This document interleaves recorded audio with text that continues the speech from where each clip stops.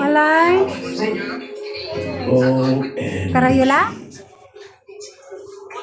Buhay ko siya. Sigurado ka. Pabugod.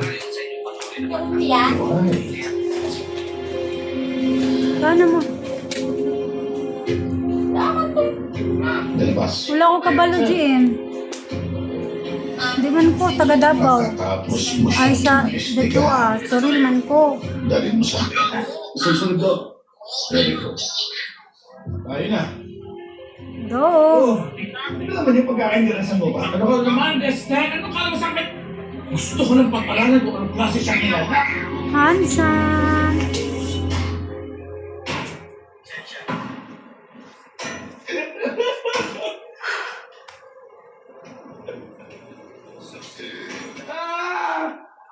Dines. Alis na yan. Thank you for toppings.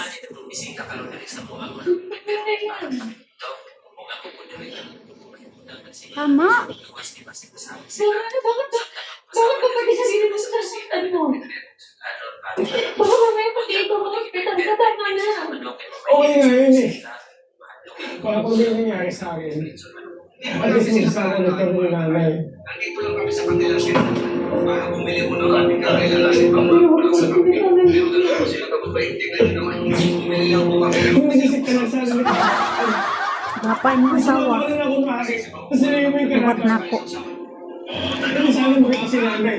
Ano sana yung siya nadamay? Gano po na nga ito mo, ha? Bugo ka. Mali yung paniniwala ng iba. Di ba ang tao?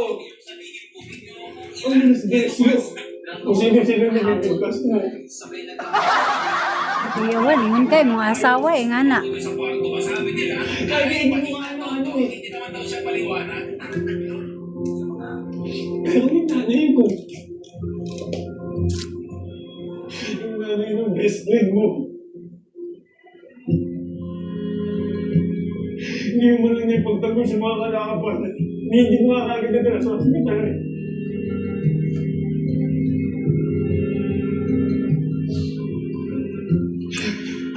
Pero gusto ko na. Gusto ko na ngayon kasi sa hospital